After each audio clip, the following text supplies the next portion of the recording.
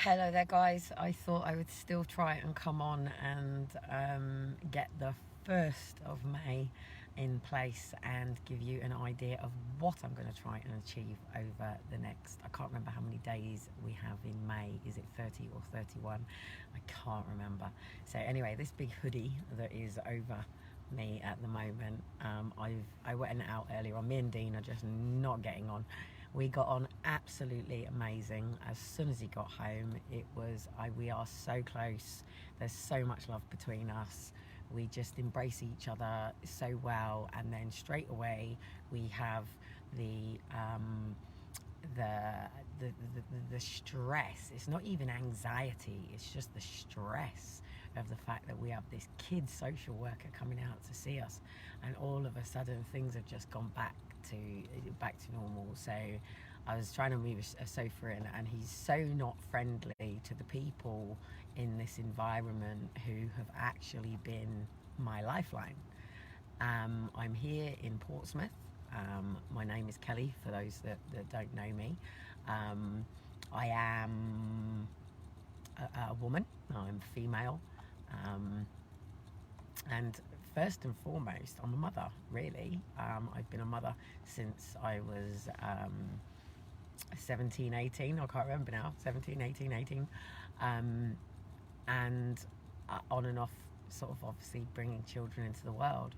And really, it's the only time I've ever been pregnant that anybody has actually shown any interest in me as somebody who is now diagnosed with Ehlers-Danlos syndrome. When I was first pregnant, I was 15. I was in foster care, and I was on medication for bowel problems, and the doctors exploring what was wrong with me, why I was having all these problems, why we went through so much toilet roll. Everybody has an issue with me, with how much toilet roll I was going through, and obviously I had my talcum powder obsession back then. And my foster parents were basically trying to say that Kelly just needs to eat well, because prior, when I was with my mum, I was just living off of microwave chicken supreme meals and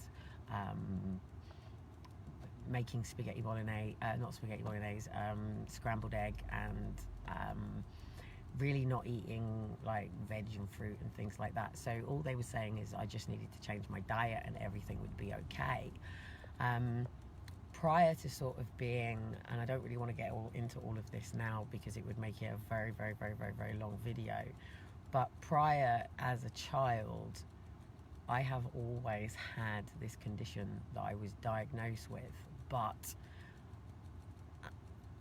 I'm one of those people who, as a child, was very sporty, 100% very sporty. I danced, I played netball, I played football, I was on the athletics team, I did martial arts, I was in the carnivals, I was in the processions, I did competitions, I competed for my school, for county and for national levels in athletics and in netball.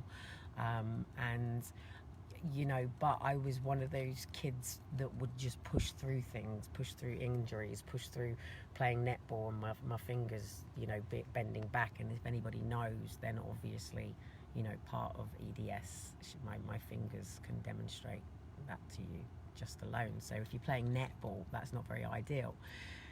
Now, one of the problems is we have obviously an NHS, and that's great. We have a GP, and if we have something wrong with our body, or we feel something's not right with us, then the first thing, as a child, we turn to our mum and our dad, and we say to our mums and dads, we feel sick. Now, if a child tells you they have bellyache or they feel sick, that usually means that child has anxiety. And if a child is trying to talk to you and says their body's hurting, you know, if they're teenagers, then people tend to say, oh, it's growing pains, it's growing pains, it's growing pains. And half of the time, it doesn't actually tend to be growing pains at all. I'm hoping my sound is on, because I've got this headphone set on and I have no idea whether you can hear me, and probably pointless recording if you can't. But Not feeling very good today. I've woken up this morning with a cold. Yes, it's a cold. I don't have coronavirus. I probably would have coronavirus if I was tested for it, but then I didn't have the flu vaccination, so probably not. But Elijah and me have a cold and a cough. So I woke up today not feeling very good, and obviously me and Dean are not exactly getting it on properly, and blah blah blah blah blah blah blah, and I haven't finished the projects in order to sort of focus on this month, so everything previous to today has just gone. So obviously moving into now, but with me it's been really difficult because obviously I got sort of labelled a liar and attention seeker, especially with also coming out with sexual abuse, and that is pretty much how people have been with me all the time. And I said on a live yesterday that I said to the social worker, being with child protection is like being a really honest person who studied really hard, read all of the books, and is wanting to really flourish and do really well and get to the next stage, be it getting into a good university or getting a good job, or getting into a great good dance school, or getting into I don't know, anything that is something that you really love, that you're dedicating your time to and you're wanting to work for it, and then you've got to sit and have an exam. You know that you've read everything, you've worked really hard, you're a person of integrity, you're a person of grace, you genuinely want to know, how well have you done. But you've got this judicator sitting over you who wants to see if you're cheating, and all they're interested in is, are you cheating? They're not interested in how well you're doing and whether you can get to the next level. They just want to know whether you've cheated.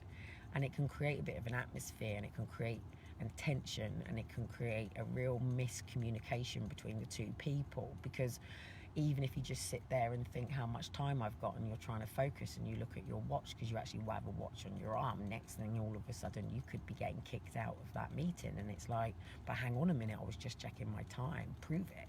And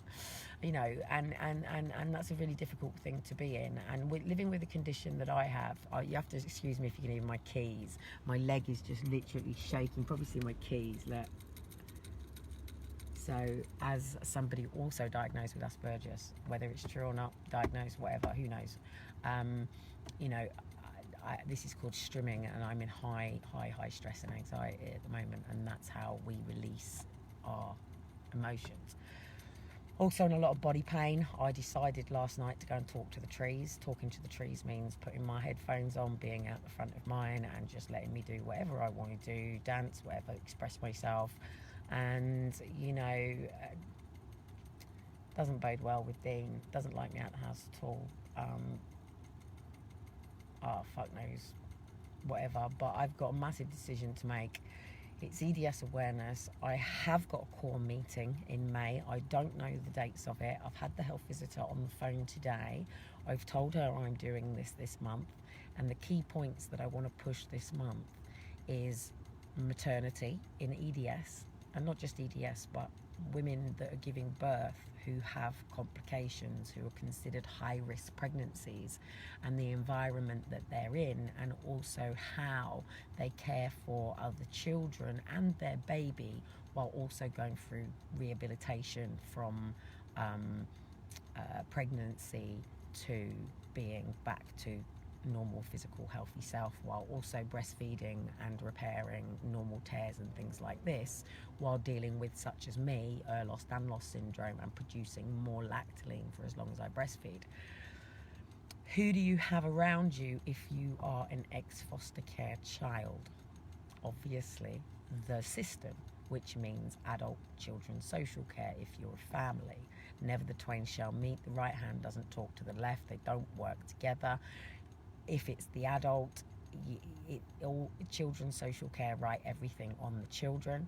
And now, even though I'm an EDS mother, social care aren't going to give a shit about me as an EDS mother. They're just interested in whether me and Dean get on and how that affects the children. And so yet again, we'll be put down as statistics as a DV relationship, and it's like, it's not. It's just pressure of social care and keeping up with the house and sorting things out, making sure the boys are stressed, the fact that they're coming in, the fact that you say things and it's like, yeah. And even as I said to her, I said, look, you're not a qualified relationship coach, so I don't wish to discuss mine and Dean's Dean's relationship with you. If part of your core meeting you feel that me and Dean need some form of support, then we will discuss it with the person who is appropriate and qualified to do so, because you're creating a tension in my home that is around my children, and I don't want my children hearing or seeing this, and it's not appropriate because you're not qualified.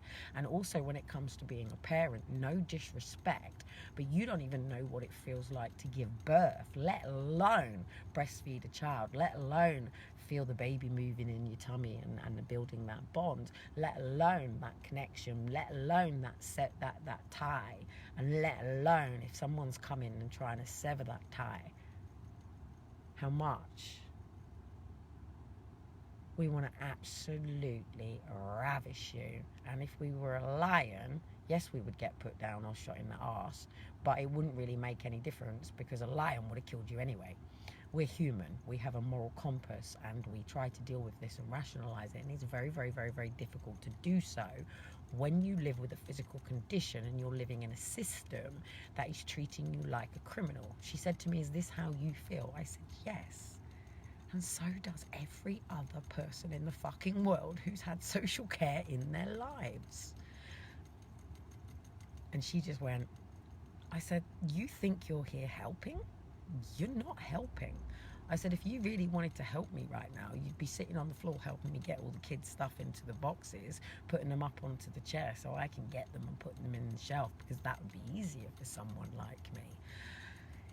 But what annoys me is I look healthy, I look great, I look amazing. But if you see, I got my little hoodie on and it says EDS, making our invisible visible. And on my back it says my joints go out more than I do. So for those that don't know, obviously you can see my knuckles moving. So literally I subluxed and dislocate every joint in my body, which affects my internal organs as well.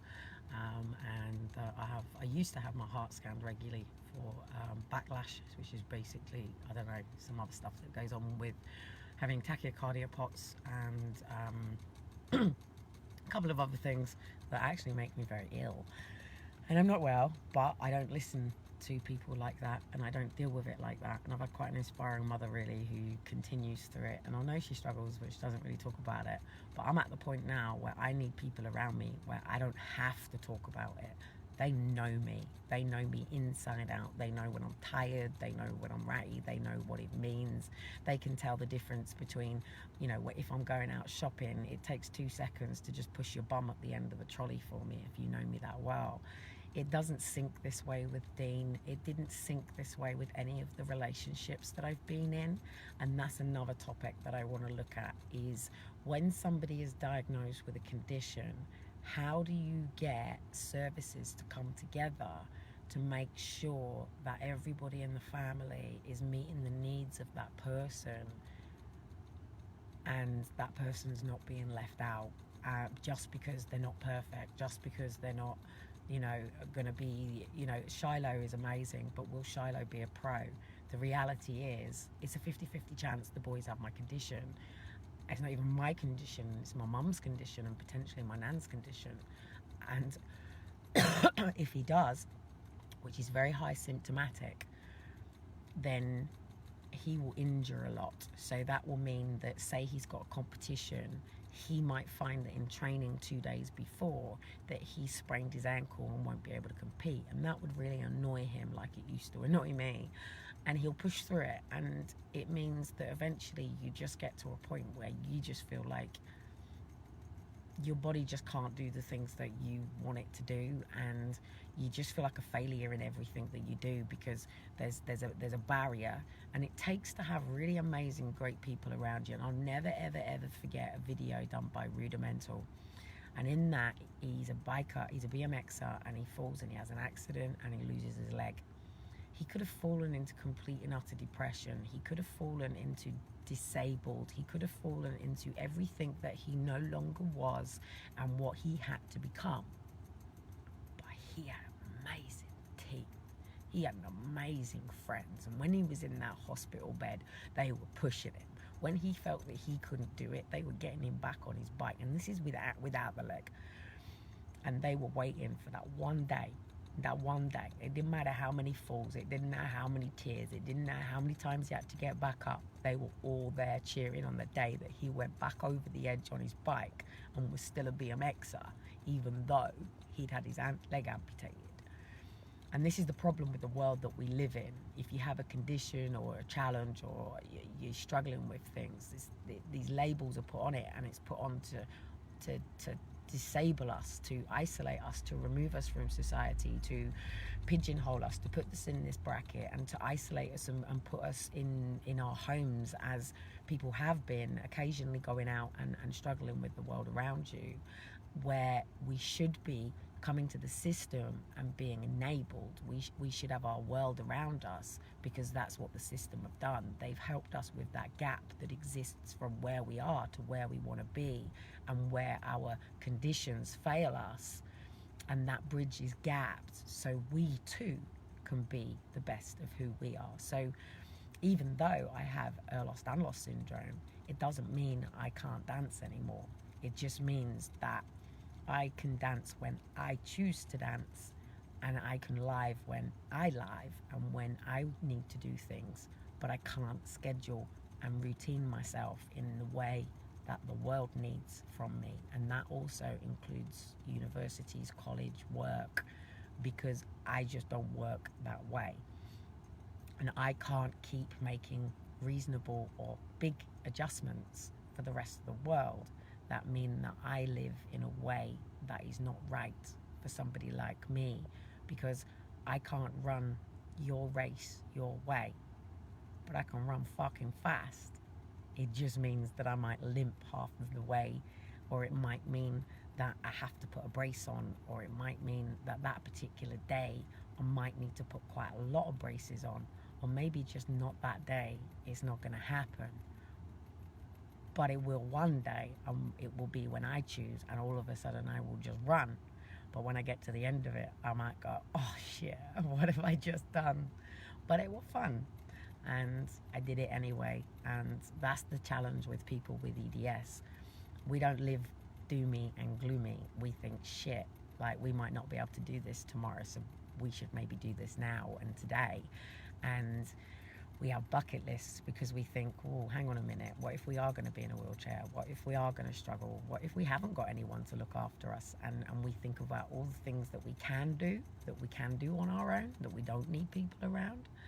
Because one day we're all going to get to a place where we're all going to need someone to wipe our ass.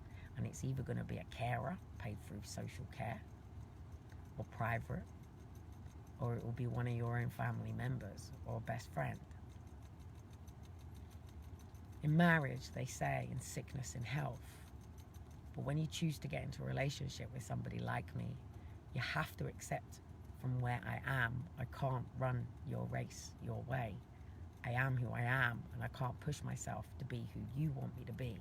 I can only co-create within myself. And if that expression and the way that I sublocks and dislocate my joints is done through movement, and whether you want to call it dancing or me having an epileptic fit, which I don't have epilepsy, that's up to you. I don't have time for people's opinions, because my feelings matter and I matter, and I have trauma and struggle and deal with depression and battles with suicide quite a lot. And I'm going through a major battle like these last couple of days, because every time I think, you know, the life that I would have as a family is not here, and here we go, I'm a single mum again with benefits and the state, and they're going to do it to me again, and they're going to try and force it on my kids again, or my mum's going to start interfering again, or people are going to start doing this again. Sometimes I just feel, isn't it just easier to just get the fuck out of this world? When I woke up this morning and I had a cold, I thought, God, yeah, let it be the coronavirus. And then I heard my son cough, and I thought, please don't let it be the coronavirus. So, at the end of the day, I have children, and I have to keep going. My first child, social services terminated. My second son, I was taken into hospital, and they said it was a conversion disorder and my body had finally given up, and they tried to take my son away from me. I got him back. Eventually, through my son, I was labelled and diagnosed with Ehlers-Danlos syndrome. I've always been failed to the point that I've hemorrhaged, I've had transfusions, I've been left with respiratory problems, I've been left with dislocations, subluxations, Chiari malformation, I've been left collapsed on the floor, I've been left with vomit, I've been left with sick, I've been left and left and left and ignored for many, many, many, many years. I'm 42 and still I don't have anybody in my life that I can say 100% that I know full well that if I ended up in A&E, they would come and get my kids, and I know my boys are safe. I had a sister and a mother who promised me if anything ever happened to me while I was in pregnancy with Faith, that there is no way ever that Aaron or the boys would ever go into foster care. And with Graham, I knew that would be true with Liam and Daniel, but I wasn't sure if I gave birth to Faith and something went wrong, because I did have the correct care at that point, hence why she was called Faith.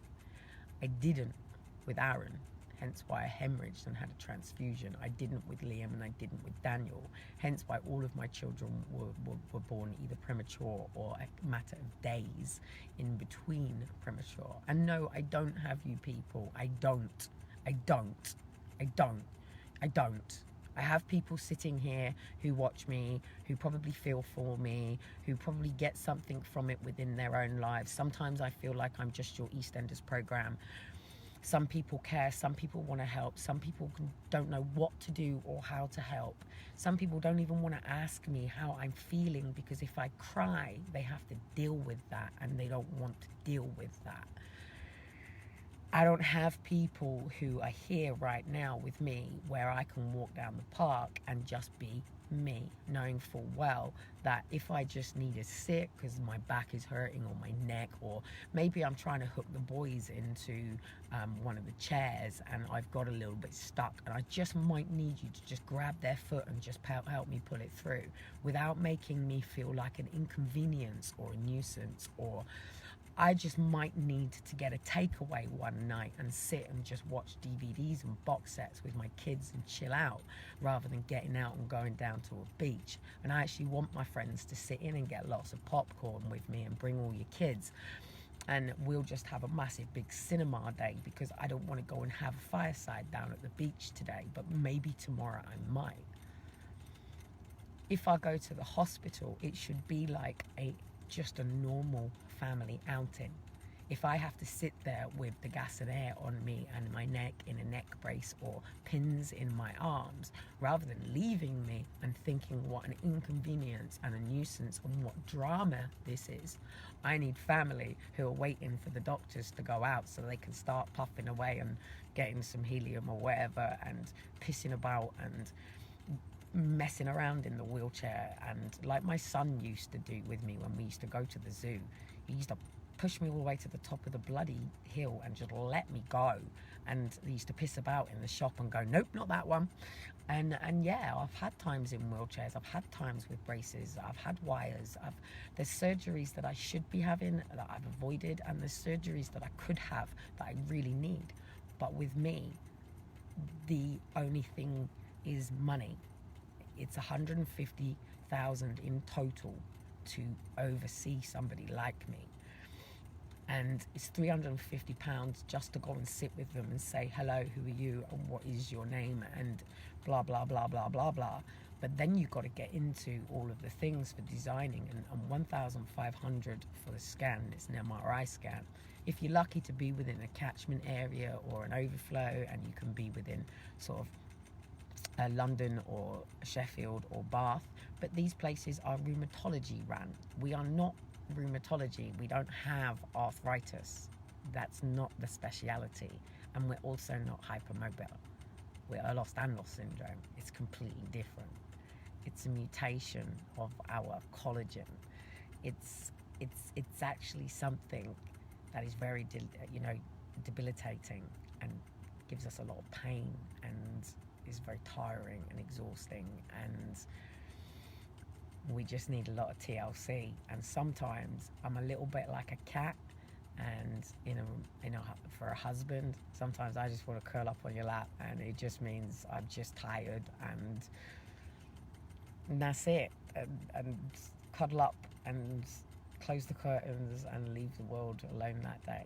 And there's nothing wrong with me talking online and building my YouTube and allowing for sponsorship to be the way that I work, because someone like me can't go and work in Tesco's. Someone like me can't give the time and day every day, because even if you put me on a project, if you don't put the right infrastructures in place, I burn out.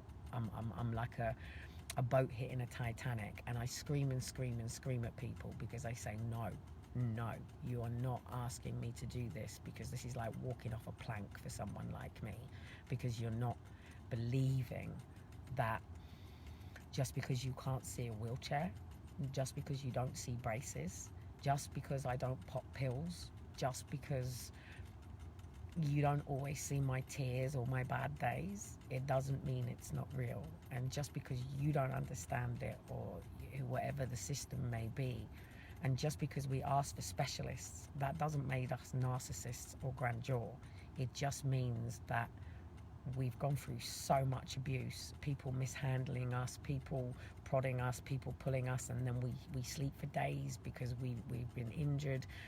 And at the end of the day, the EDS societies that are doing all of this campaigning, they're not campaigning for support for us EDS. It's all going in their pockets. It's all going to the research. Doctors live in lovely houses and have cleaners and everything. The people that run the agencies have amazing lives, while the people with the condition live in hope and on a prayer. And that's not right. And we're struggling with social services, and the EDS community are losing children very fast because we have bruises, dislocations. They accuse us of child abuse, and we're not child abusers. We're not criminals. We're just very inspirational people, male and female, that are born with a condition, a mutation that you can't see, and we have to battle through people's opinions until eventually we find our tribe, and we all get on and we get it, and we get on and do the things that we love without people telling us, well, I thought you had EDS, how are you doing that? Or like people out there do with my roller skating or my dancing, or, anyway, all these things. So this month it is EDS awareness, and I think it's time that the families benefited now, not the research people. We're not your guinea pigs. We are not the Ehlers-Danlos syndrome UK or societies or any of these places research projects. And I've known these companies long before the people who run them now. I was there right at the beginning. Of course I would be, or I wouldn't have I been. Double check it. I lived in Aldershot and Farnham. Have a look where Ehlers-Danlos syndrome, Ehlers-Danlos Support UK first ever started. It wasn't based where it is now. It was based in Farnham, where I was. So they need to start really seriously starting to support families with Ehlers-Danlos syndrome, and especially children under 5, while the doctors are refusing to diagnose them, and then parents even with the diagnosis, and especially as there is actually somebody out there who has faked Ehlers-Danlos syndrome on their children for benefits. And at the end of the day, we're not. I'm not.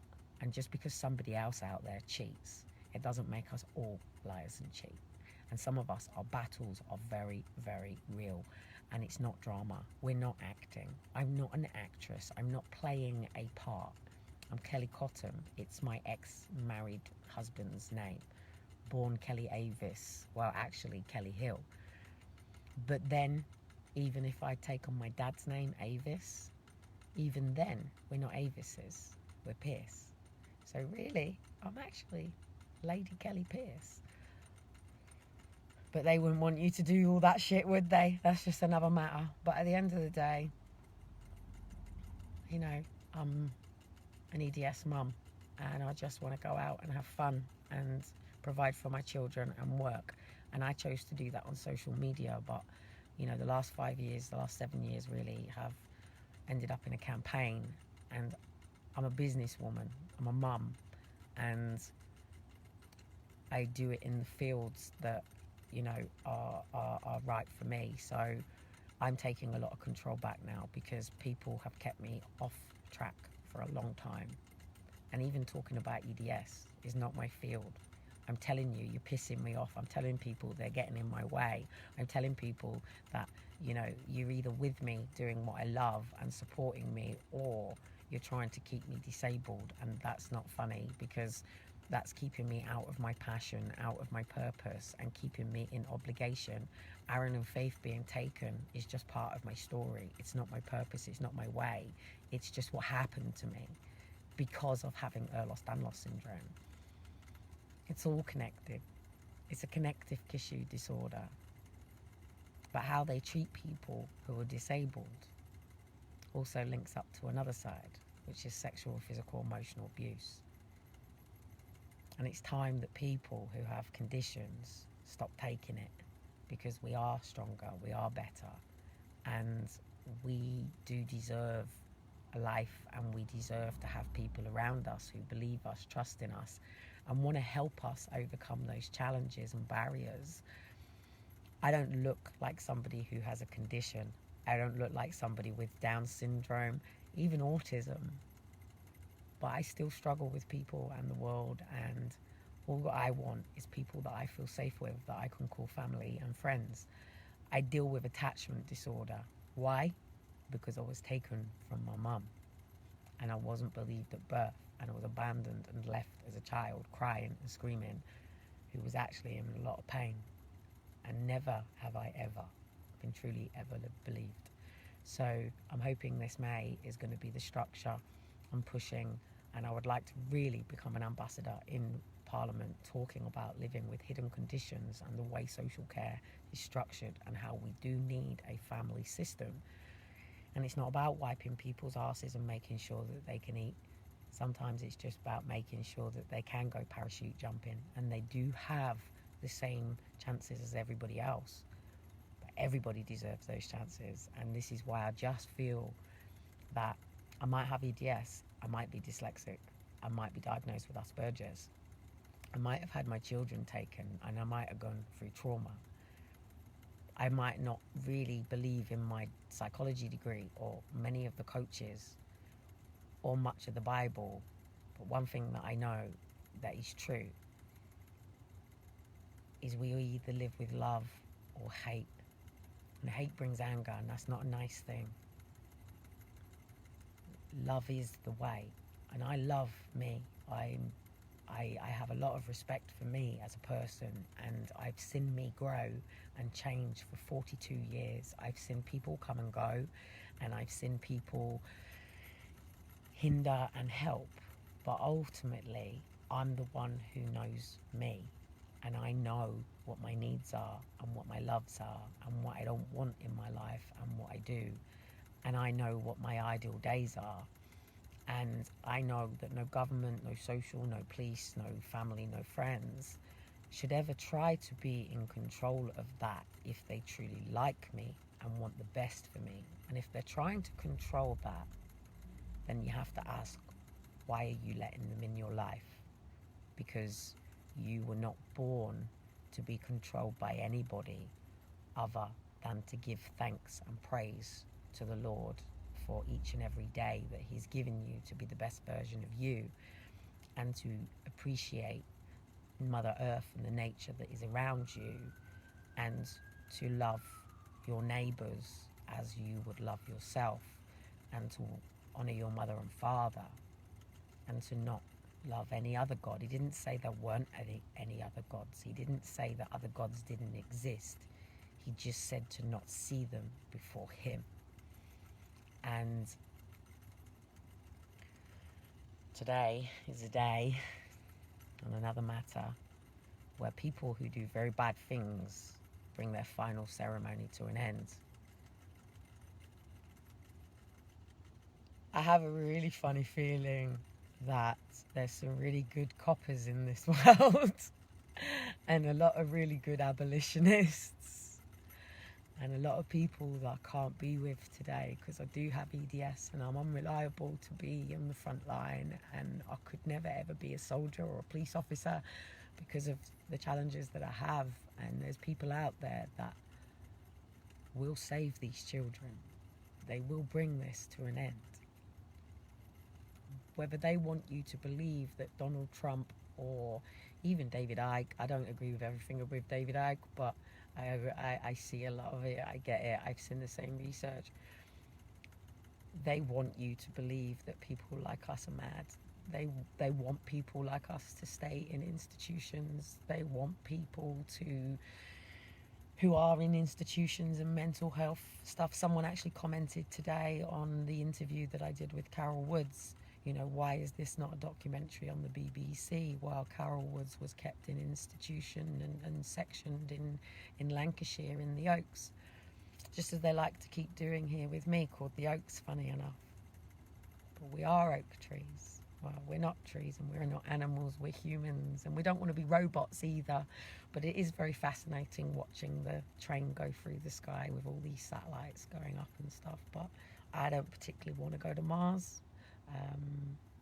Oh, my knee just stopped. Did you see that? I just said I don't particularly want to go to Mars and my leg has just stopped. Wow. There's two paths before us, guys. One living in nature and one controlled by technology and AI. We never ever thought this day would come. We've seen the films, we've talked about it, we've talked about robots, we've talked about humanoids, we've talked about RoboCop, we've talked about Terminator, we've talked about all of these things. But never did we believe the day would come when it would be here. Is it exciting times or daunting times? I don't know.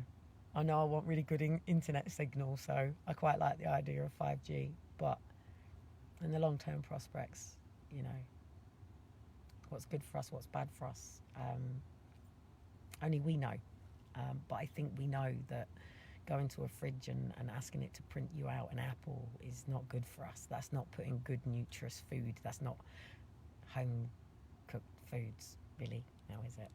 And I need good foods, and I need good people. So I'm going in, and I have no idea what I'm going into. I've been sitting in the car for a bit. So if anyone wonders where I am, or Dean says, oh, where have you been? I'm actually sitting in my car. I've got a puncture, so I can't really go anywhere. And I'm out the back. And I've just been dancing on the basketball court. I just literally just let it rip for about 3 or 4 songs on the basketball court like this. So anyway, guys, I'll catch up with you later. And just remember, sometimes people don't always tell you the real battles and struggles that they're having. And when they get really ratty with you, sometimes they just need a friend to just sort of go, enough. And even if someone says that they just don't want to be here anymore, they don't need people around them telling them, nah, you don't really feel that way, because they do. They do. And that isn't helping. What they need is someone to say, what film do you want to watch? What ice cream do you like? They should even know that. They should know that.